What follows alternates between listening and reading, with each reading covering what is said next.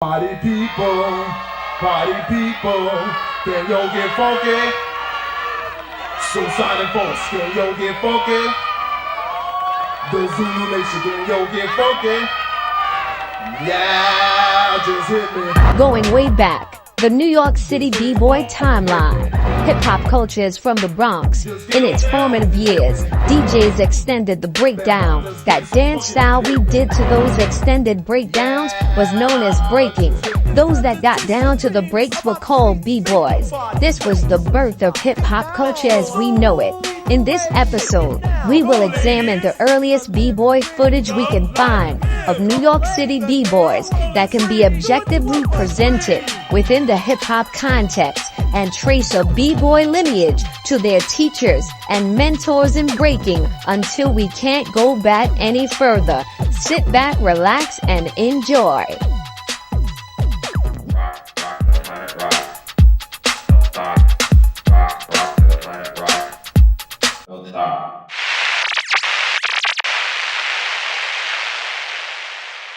At this anniversary, man, I gotta give props to my man Crazy Legs, because Crazy Legs, when hip hop had died, right. The Puerto Rican brothers from the melting pot, remember, we all together, that kept hip hop alive, man, with the breakdance. And I never forget when my man Jack Palin said there's a new revolution, a new culture start, believe it or not, and that was breakdancing. Yeah. And Crazy Legs, man, big up to you and much success for keeping the art form real.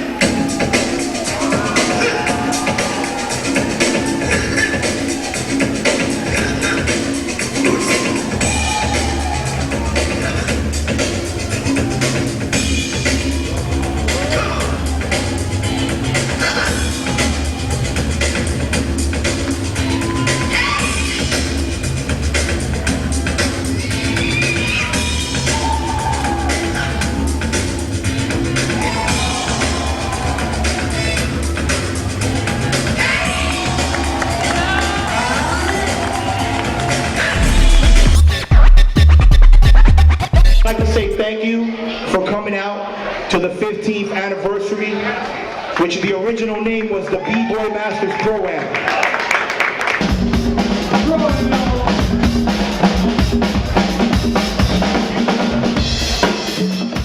The annual Pro-Am Urban Art Expo has been taking place in South Beach in Miami since 1997.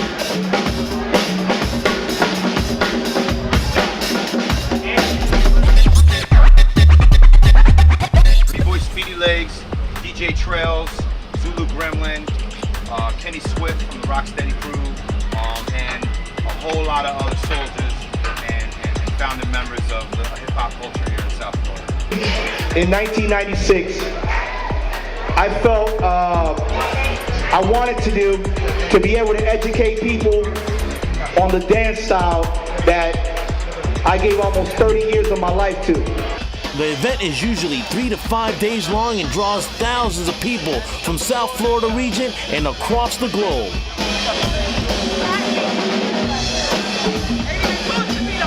Some participants come from Europe, Asia, Latin America, and the Caribbeans.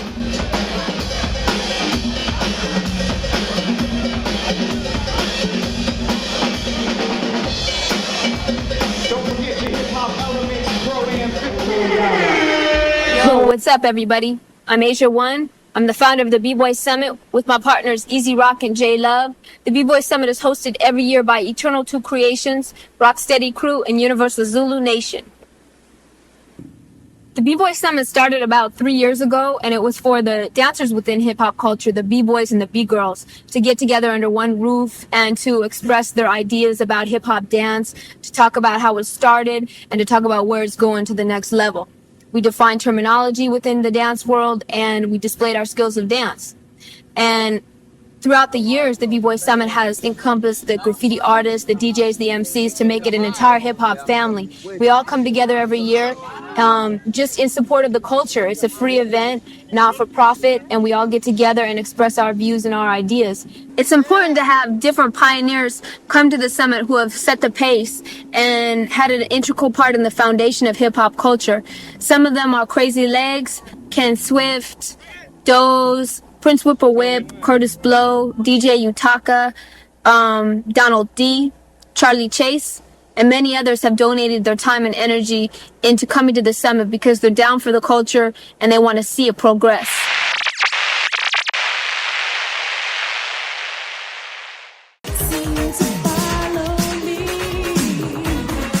Bronx Rockers, Chino, hey, come on. Yo, this Beach Street, let's serve. Well, the Bronx Rockers are here, man. Yo, it's Beach Street, man. It's Beach Street. They gon' battle, man.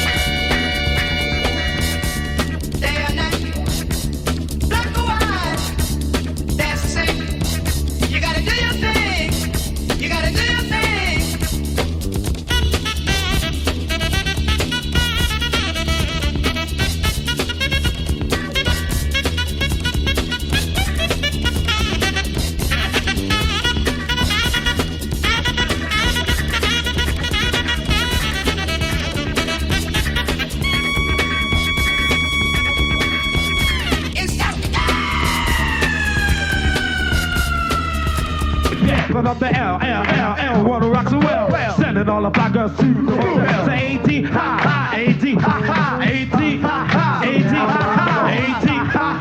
Back to this song, oh boy. Get all the white guitars gonna. My goal is the same. I ain't for fame. I don't pop no game. He don't need no chain. Put the chain because I have a brain. Free the 80 is a never play. Never brag about my crew, but you know what we can do. Don't have the LP, but we're not blue. I'll rhyme some choose to set the mood. If it won't bother us, we won't bother you. We're the cold first crew, that's what I said. All your whack MCs, get it to your head. And listen to me speak as I reach my peak. Because I never bought a rhyme, I never repeat. Keep ha ha, ha ha, ha ha, ha ha, I throw this song.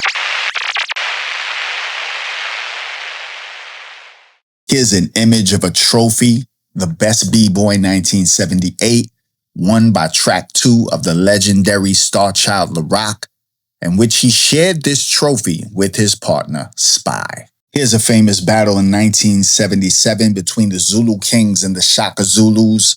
This takes place at Junior High School 123, and many of the Shaka Zulus were Latino.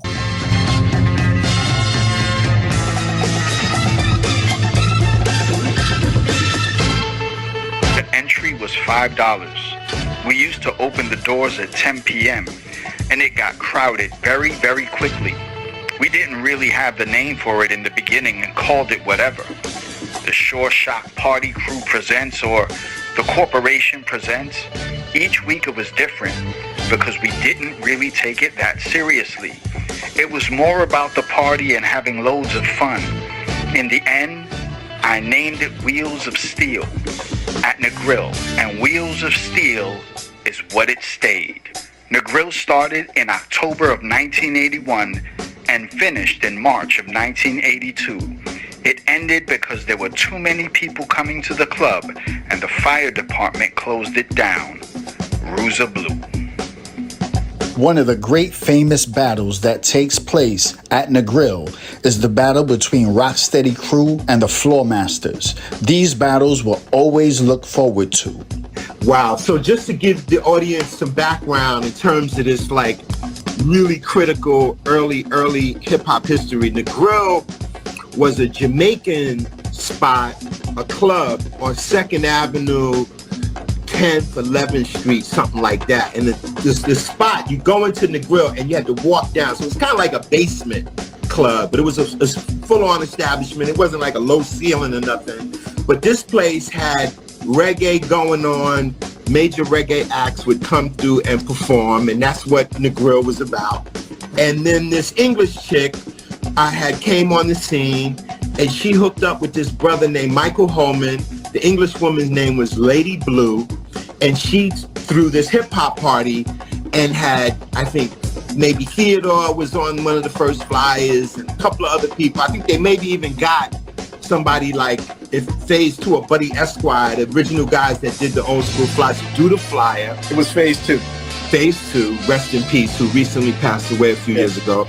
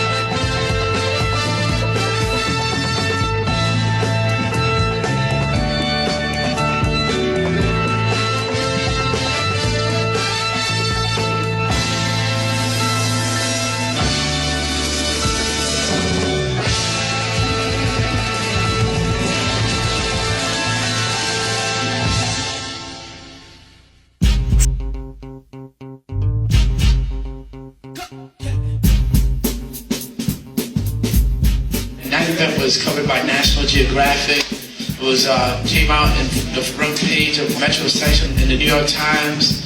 It was also in 2020.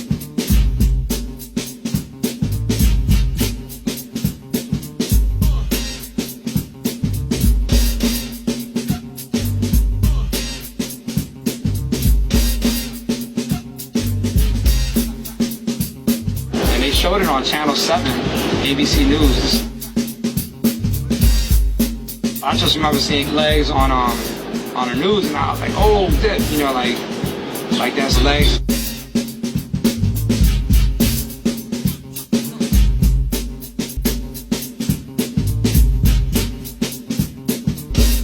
One day I was watching TV and I saw Rocksteady on TV, and I was like, whoa, if they can do it, we can do it.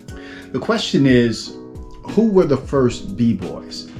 Look, I can only speak from my experience and my research. As far as I'm concerned, it's both blacks and Puerto Ricans. The first moves that I saw on my block on Echo Place in '75 are the following. It was first top rock, then it was helicopters, then it was basic footwork, and it was freezes. I saw both blacks and Puerto Ricans doing this. The timeline, let's talk about the burners. These are what's known as the hurt dancers. Now let me read this. People like Trixie, he begins in '71, ends in '75. People like Sasa, I do believe he was a burner breaker at the same time. People like Dancing Doug, people like the Twins, let me read this. They were burners and never really did foundational floor moves. This is by their own admission. Let's talk about the floor rockers. Late '74, '75. Let's talk about the foundational crews between '75 and '79. Check this out. First of all, you have TBB, 1975. Of course, we know they were first a graffiti crew in '74, and Batch changes them to a rocking crew in '75. Then we have the Zulu Kings, late '75, '76. And this is the breakdown of how that goes. First, you have the Zulu Masters, which I believe there are 5 of them. Then you have the original 11 Zulus. Then you have the Shaka Zulus and the Baby Zulus with Beaver and those guys. Next, you have Star Child LaRock, the CC Crew, the Rockwell Association. So many of these crews, let me read this, many of these crews had rocking in their names. This was to signify where the dance comes from. It comes from rock. So once again, there's no evidence that shows that blacks started first, and then when they stopped, Puerto Ricans took up the mantle. We don't have any evidence to suggest that. Puerto Ricans continued from what they were doing starting in '75. Let's talk about the styles. The Zulu King style, also known as the Moreno style. Let me make this a point of clarification. Moreno is not a derogatory term. It simply means black and brown. Puerto Ricans use that term amongst ourselves. The Zulu style is more of a sporadic style. It does not lend to the ability to go into spins. It did not seem complete. So the one B-Boy that you can look at and see that original Zulu style is Frosty Freeze, rest in peace. The style that continues to this day is the style that the Puerto Ricans brought. These are facts. We laid foundation to the moves and the development of the dance. Now keep in mind, all black B-Boys did not stop breaking in the '70s. That's a myth. The ones that continued switched over to the style that the Puerto Rican B-Boys developed. Black breakers learned from Puerto Ricans, and Puerto Rican breakers learned from blacks. We learned from each other, but the style is Latino in its essence that you see today. So the evidence is clear that breaking comes from both blacks and Puerto Ricans from the beginning.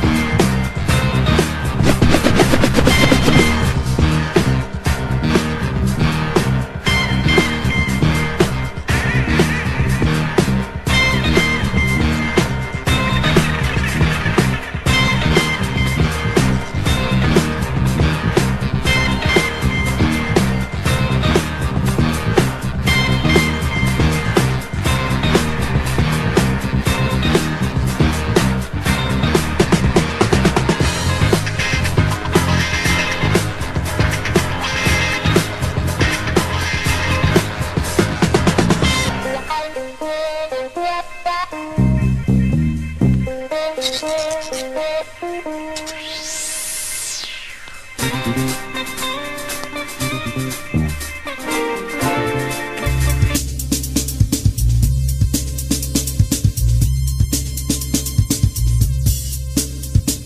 they would tell me stories about Spy, I would look in the sky and be like, trying to picture myself with it, trying to put myself there, you know, like in the gymnasium, in the church.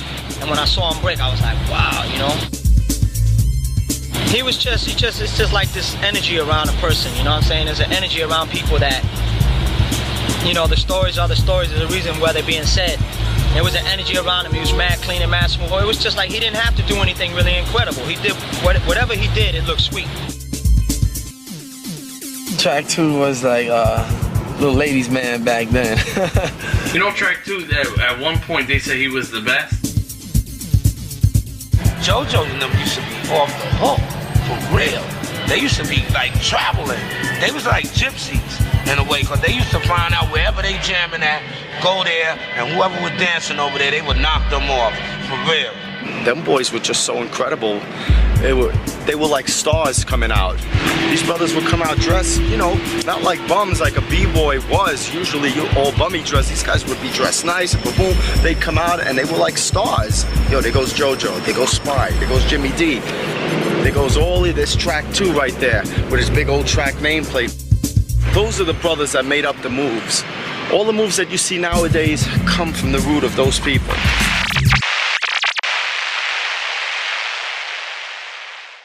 Yeah, just hit me. So what we have seen from the 90s to the 80s to the 70s, that all of the moves that we see come from the foundational B-Boy crews. Thank you for watching.